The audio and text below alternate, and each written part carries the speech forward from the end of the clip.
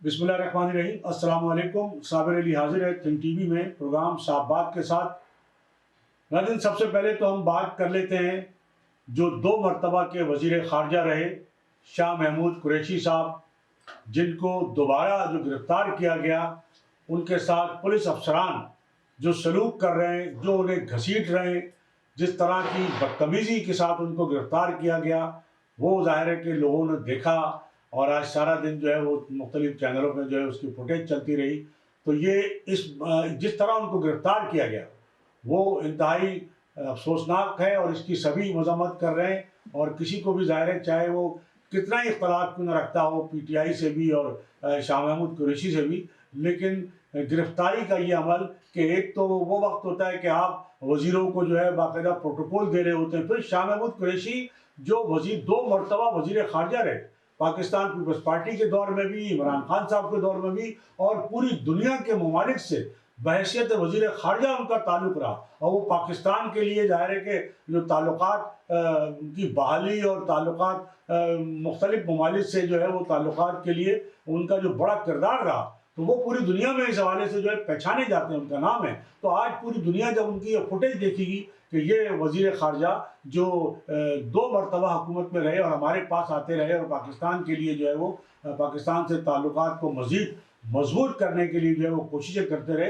आज पाकिस्तान की हुकूमत उनके साथ क्या कर रही है, जब कोई हुकूमत कोई सियासी हुकूमत नहीं है, ये निगरां हुकूमत है। तो एक तो शाह महमूद कुरैशी के हवाले से बात हम बिल्कुल करेंगे कि ये गलत एक रवैया था। दूसरी जानिब हम आपको बताते चले 27 दिसंबर, आज है 27 दिसंबर, 27 दिसंबर को 16 साल कबल जो कुछ हुआ था वो बड़ा अंदोहाक था। बड़ा मतलब है, एक तो ये है कि बेनज़ीर भुट्टो साहिबा का कत्ल हुआ, इंतहाई अफसोसनाक बात थी। और दायरे के एक ऐसी लीडर थी बेनज़ीर भुट्टो साहिबा जो पूरी दुनिया में जिनका एक मकाम था, प्राइम मिनिस्टर वो रही।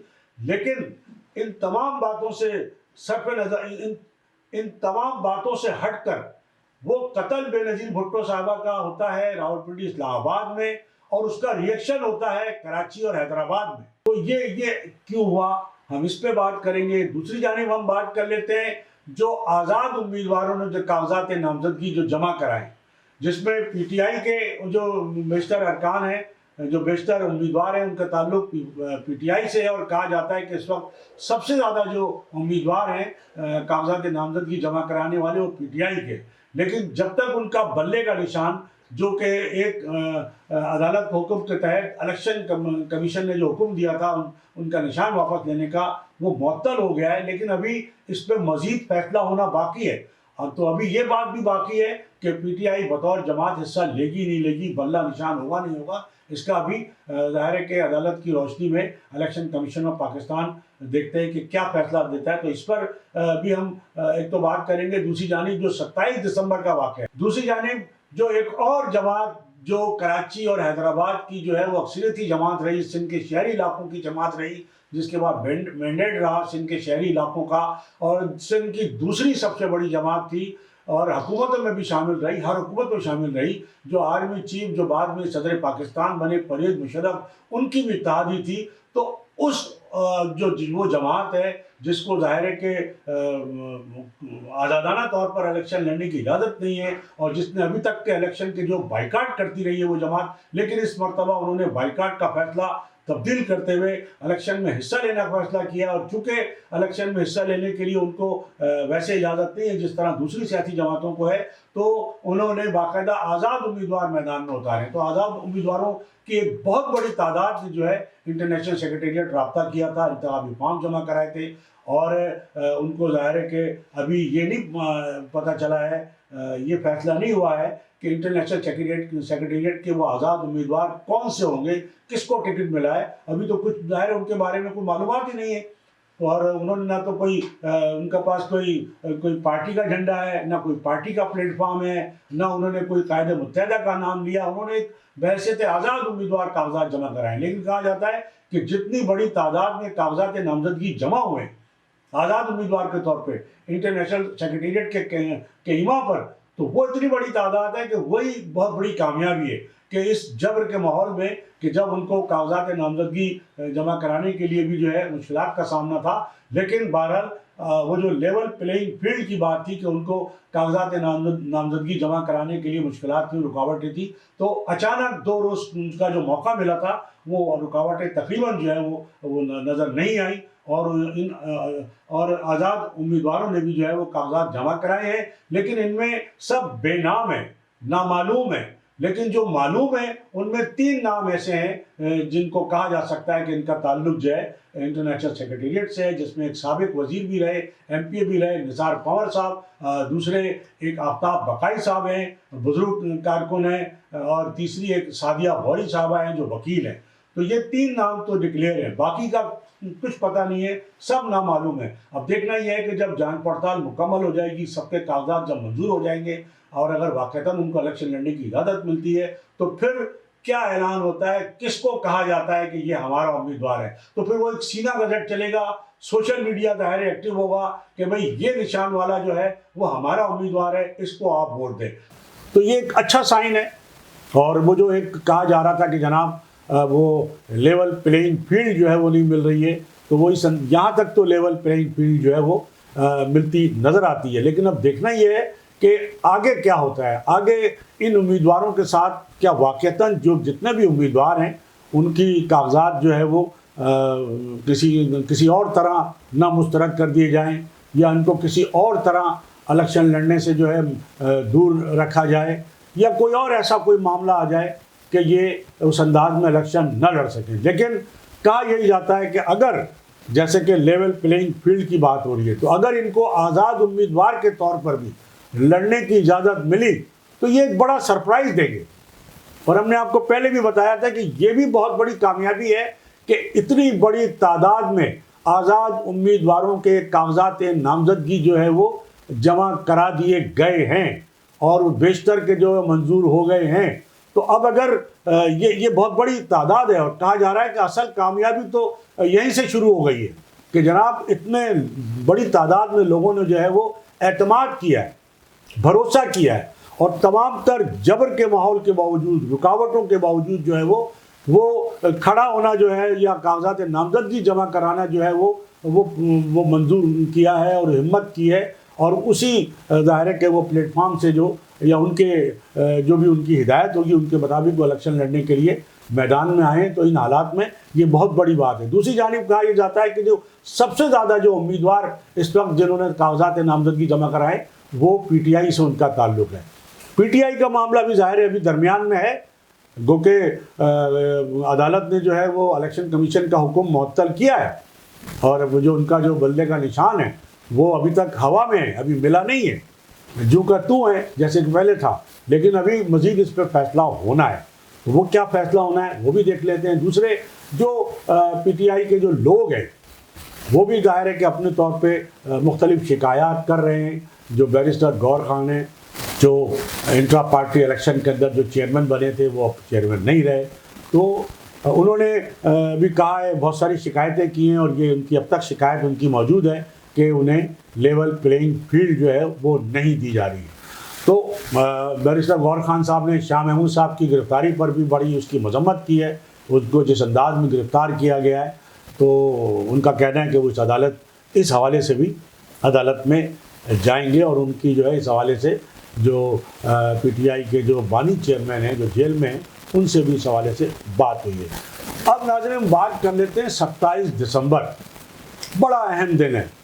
पीपल्स पार्टी हर साल जो बरसी मनाती है बेनज़ीर भुट्टो की वो जश्न की तरह मनाती है। बड़े पीपल्स पार्टी के कारकुन जो है जिए भुट्टो के नारे लगाते हुए जिए बनी बेनज़ीर के जो गाने जो नगमे उसकी धुन पर रक्स भी करते हैं, यानी बरसी इस तरह मनाते हैं।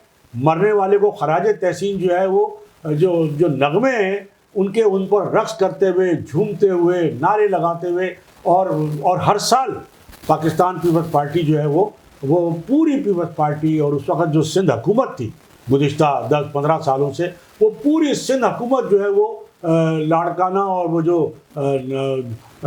उनका आबाई गांव है जहाँ जो कब्रस्तान है जो नोडेरो है और गड़ी खुदा बख्श पूरी सिंध हुकूमत पूरी की पूरी जो है वो, जब वो हुकूमत में भी थे पीपल्स पार्टी, तो कोई सरकार का जो है कोई नुमाइंदा जो है वो यहाँ नहीं होता था और सारे गरीब खुदा बख्श होते थे।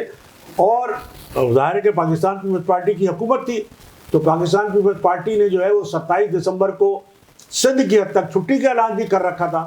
लेकिन इस दफ़ा तो निगरान हुकूमत है, पीपल्स पार्टी की हुकूमत ख़त्म हो चुकी है, लेकिन वो जो लोग इल्ज़ाम लगाते हैं कि जनाब निगरान हुकूमत भी ख़ास तौर पर सिंध में वो पीपल्स पार्टी की है, तो ये इस बात पर जो है वो मोहर तस्दीक सब कर दी गई मौजूदा निगरान वज़ीर आला की जानिब से 27 दिसंबर को आम तातील करके, सरकारी नोटिफिकेशन निकाल कर। ये तो बिल्कुल मोहर तस्दीक सब कर दी गई कि हाँ जो लोग इल्ज़ाम लगा रहे हैं, चूँकि निगरान वज़ीर आला का तो ये काम नहीं था कि अगर वो ठीक है पीपल्स पार्टी की गवर्नमेंट थी, वो समझते थे ज़ाहिर है वो जो चाहे करे, वो छुट्टी मनाएं या कोई 10 रोज़ा सोग मनाएं, क्योंकि वो गवर्नमेंट उनकी थी। लेकिन अब तो केयर टेकर गवर्नमेंट, और केयर टेकर गवर्नमेंट जो है वो बिल्कुल जो है वो किसी पार्टी की नुमाइंदा नहीं होती, किसी पार्टी के प्रोग्राम मंशूर या उसको फ़ायदा पहुंचाने के लिए, उसके मुतालबात मानने के लिए नहीं होती। लेकिन जाहिर है कि ये पीपल्स पार्टी का एक देरीना एक अमल था 27 दिसंबर को छुट्टी करना, दिसंबर को और 28 दिसंबर को 2 रोज़ तक कराची और हैदराबाद में जो खून की होली खेली गई थी, उस पर आज उसकी मजम्मत करना तो दरकिनार है, उसका जिक्र करना भी गवारा नहीं। जब भी ये बरसी होती है, बड़ी तकरीरें होती हैं, बड़ा जोशीला अंदाज होता है, हम ये कर देंगे, हम वो कर देंगे। और इस दफ़ा तो चूँकि इलेक्शन है, तो इलेक्शन कैंपेन की तकरीरें हुई हैं गड़ी खुदा बख्श में कि जनाब हम, और बल्कि बिलावल भुट्टो साहब ने तो ये कह दिया कि कारकुनान मुझे इजाज़त दें कि मैं खुद अपने आप को बहैसियत वज़ीर आज़म नामज़द कर लूँ। यानी ये बिलावल भुट्टो साहब अपनी नामज़दगी जो है आवाम से इजाज़त दे रहे हैं, तो भाई इलेक्शन किस लिए हो रहे हैं? 8 फरवरी को लोग बताएंगे ना कि 8 फरवरी को कौन सी पार्टी एक्चुअली पार्टी होगी और कौन जो है वो वज़ीर आज़म बनने का अहल होगा, कोई नामज़द करने का अहल होगा। लेकिन बिलावल भुट्टो साहब समझ रहे हैं कि अगर अवाम ने उनको गड़ी खुदाबश के जलसे में अगर नामज़द कर दिया, वो तो वैसे नामज़द कर रहे हैं, वो तो पहले दिन से नारे लगा रहे हैं वज़ीर आज़म बिलावल, वज़ीर आज़म बिलावल। तो क्या आप वज़ीर आज़म हो गए? हाँ, आप वज़ीर ख़ारजा ज़रूर हो गए, और ऐसी हुकूमत में हुए जो मुस्लिम लीग नून के जिसके वज़ीर आज़म थे। आज आप उसी मुस्लिम लीग पर तनकीद कर रहे हैं। आज आप ऐसा लगता है कि जैसे आपके जो वो महादाराई जो है आपकी, वो पीपल्स पार्टी और मुस्लिम लीग नून के दरमियान है, जबकि आप तो हम नवाला वो हम प्याला थे। ये चंद दिनों की बात है, चंद महीनों की बात है। अभी जब केयर टेकर गवर्नमेंट अभी आई है तो ये बहुत दूर की बात नहीं है। तो अब कैसे, किस मुँह से, जिस हुकूमत में आप, जिस वज़ीर आज़म के साथ आप वज़ीर ख़ारजा रहे और दुनिया भर के आपने दौरे किए, और बल्कि ये कहा गया कि उस पूरे पीरियड के दौरान जब बिलावल भुट्टो वज़ीर ख़ारजा थे तो वो ज़्यादातर मुल्क से बाहर रहे, दुनिया का कोई मुल्क उन्होंने नहीं छोड़ा, उन्होंने गुंजाइश कभी इतनी कोई मुल्क छोड़ा हो तो।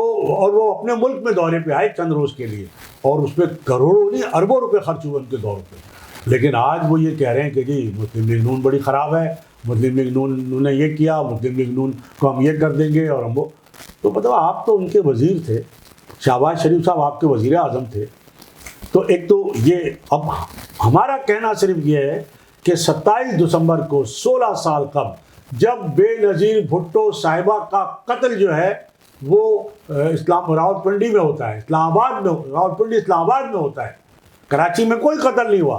भाई कराची के लोगों का क्या कसूर था, हैदराबाद के लोगों का क्या कसूर था कि आपको जैसे ही इत्तला मिली वो रिएक्शन आपने कहीं पंजाब में नहीं दिखाया, KPK में भी नहीं दिखाया, बलूचिस्तान में नहीं दिखाया, खुद पिंडी में इतना बड़ा रिएक्शन नहीं हुआ होगा, इस्लामाबाद में नहीं हुआ होगा।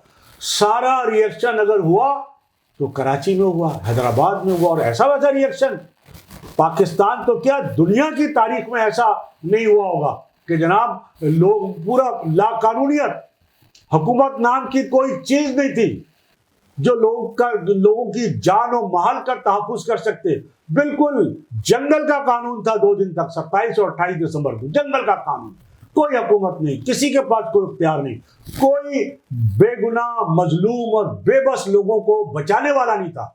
सड़कों पे सैकड़ों गाड़ियां जल रही थी, फैक्ट्रियों में जो लोग बेचारी, जो बच्चियां जो सुबह आई थी काम के फैक्ट्री में काम करने के लिए, उनको बाहर से दरवाजे बंद कर दिए गए थे और उन फैक्ट्रियों को आग लगा दी गई थी। जहां कई बच्चियां जो है जो वहां मुलाजमत करती थी, अपने घर वालों के लिए जो है वो रोजगार हासिल कर रही थी, वो जिंदा जला दी गई। फिर जो बड़े बड़े स्टोर, जो छोटे छोटे स्टोर थे, वहां जिस तरह लूटमार की गई, उसकी फुटेजेस सारी मौजूद है। तो बिल्कुल खून की होली खेली गई, लूट मार का बाजार गर्म किया गया और 2 रोज तक लाकानूनियत की इंतहा कर दी गई। लेकिन पाकिस्तान पीपल्स पार्टी जो वफाक में भी हुकूमत में रही, बेनजीर भुट्टो के दायरे के मर्डर के बाद वफाक में हुकूमत में रही, जरदारी साहब प्रेसिडेंट ऑफ पाकिस्तान बने, लेकिन आज तक 27 दिसंबर को जो कुछ हुआ कराची हैदराबाद में, उसमें उसकी कोई इंक्वायरी नहीं हुई, उसमें मुलविस मुल्जमान को कोई सजा नहीं मिली। जिन लोगों की अमलाक को नुकसान पहुंचाया गया था, जिन लोगों का माल लूटा गया था, उनका कोई अजाला नहीं किया। जिनकी जानें गई उनसे ताज़ियत तक नहीं की गई। यानी कितने लोगों की जानें चली गई और गाड़ियां नजर आतिश हो गई, घर और दफातर, और लेकिन इस पूरे अरसे में किसी सरकारी अमलाक को नुकसान नहीं पहुंचाया गया, किसी सरकारी दफ्तर को, हुकूमती किसी इदारे को नुकसान नहीं पहुंचाया गया। क्योंकि हुक्मरान कैसे, हुक्मरानों के लोग, उनको पता है कि ये तो हमारे हुक्मरानों की चीजें हैं। उन्होंने अगर नुकसान पहुंचाया तो सिर्फ और सिर्फ आवाम की अमलाक को, कराची और हैदराबाद के बेबस, बेगुनाह, मजलूम और लाचार लोगों की अमलाक को नुकसान पहुंचाया, उनको, उनकी जानों को नुकसान पहुंचाया, उनके माल को लूटा, उनको बेदर्दी से मारा गया, जिंदा जला दिया गया, उनकी अमलाक जला। तो ये सारी, लेकिन इसकी आज तक ना कोई मजम्मत की गई, ना कोई। वैसे तो हम बड़े बनते हैं कि जी बड़ी जमहूरियत है और बड़ी हमारी मुल्क की, किसी अदालत ने नोटिस नहीं लिया। यानी बेनजीर भुट्टो साहिबा यकीनन एक बहुत बड़ी लीडर थी, इसमें कोई शक नहीं है, और उनका कत्ल जो है वो एक बहुत ही एक अंदुहाक वाकया था। लेकिन क्या जो कराची और हैदराबाद में जो सैकड़ों लोग मारे गए, क्या वो इंसान नहीं थे? क्या वो किसी की औलादें नहीं थी? क्या उनके कोई माँ बाप, बहन, भाई, बीवी, बच्चे कोई नहीं थे? क्या वो लावारिस थे कि आपने उनको बिल्कुल 2 रोज तक शहर में लाकानूनी रही, कोई उनकी मदद को नहीं आया? तो ये सारे सवालात हैं।